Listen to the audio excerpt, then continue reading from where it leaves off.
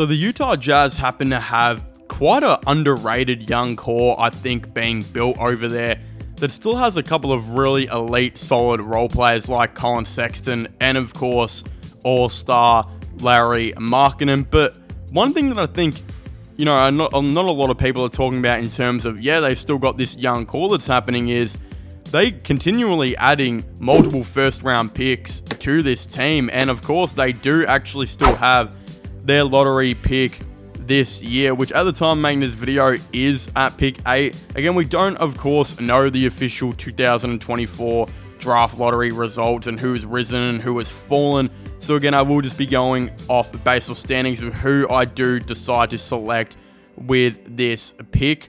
And again, the other thing is, if you're wondering why I didn't take another player with this pick, it might have just been because I already took him with a different selection a bit higher. So again, I do highly recommend you guys go and check out my official 2024 NBA mock draft, which will be getting linked in the description down below. That's why, again, you guys won't be confused and all that type of stuff. You'll be all up to date.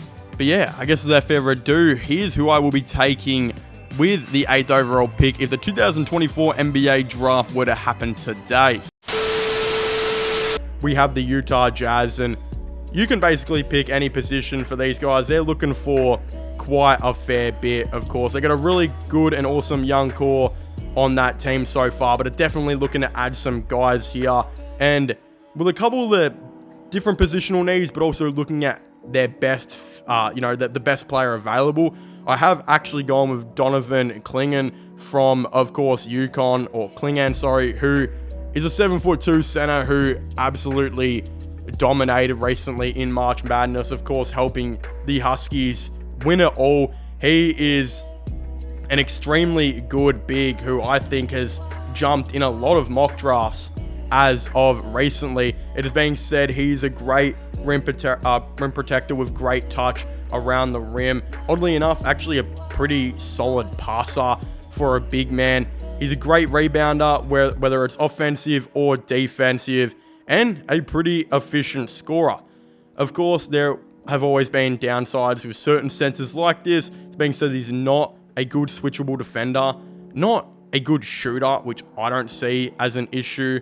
And of course, really in today's NBA, where even though shooting's pretty necessary, I still think there are a lot of centers who can't shoot who are extremely good. Again, players like Jarrett Allen, who aren't exactly the greatest shooters out there, that just do the job day and night and are very, very good. And Clingan is, of course, currently being compared to Steven Adams and Jakob Poeltl, who both players have severely gone underrated in their careers thus far, and I still think have a lot of really good years under their belt to do quite a fair good amount of things.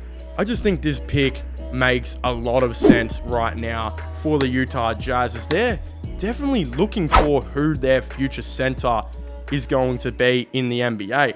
Again, for a long time, it looked like Walker Kessler was going to be their center, and then of course they decided not to start Kessler throughout a ton of games this year, preferably for them playing John Collins at that starting center position.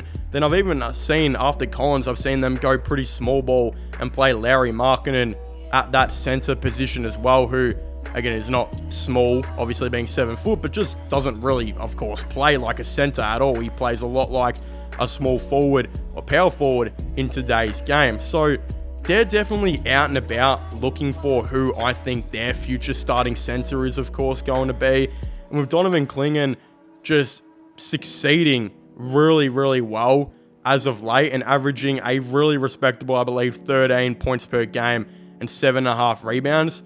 Not only can he do all of that, but this guy is doing a ton of other things, like, of course, his defense being pretty respectable. So yeah, it's going to be interesting to see where this guy goes. I've seen ESPN actually have him ranked at number 3, while a lot of other drafting websites do have him ranked at around 10 to 12. I've, of course, kind of met in the middle here, having him at 8, but I do think he just makes a ton of sense for this Utah Jazz team. And yeah, it's going to be interesting to see what they do with, Kessler in the future. I think there's been some minor trade talks.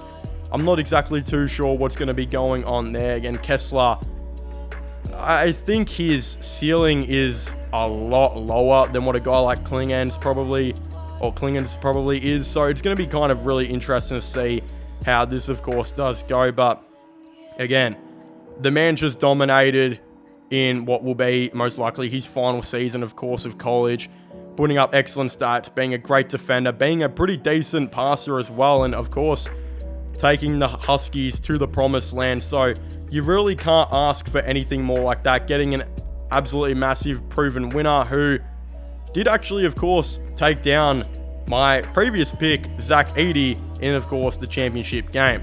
But again, I still kind of give Edey the edge for now. Of course, he did have a insane game, and it's just proved to be a little bit better. But again, some might argue that Clingan might actually, of course, convert to the NBA a little bit better than Edey, which I think, of course, Utah Jazz fans will be very excited to hear, as I do have them taking him with the 8th overall pick. So, of course, if you haven't already, please make sure to leave a like and subscribe to the channel. Comment your thoughts and opinions down below. What do you guys think about this mock draft? Do you guys like or do you guys not? Again, I highly recommend, like I said earlier, to go and check out my previous ones, which were linked in the description down below.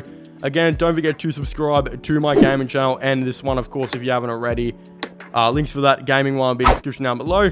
Comment your thoughts and opinions down below, guys, and I guess I'll see you guys next time. Goodbye.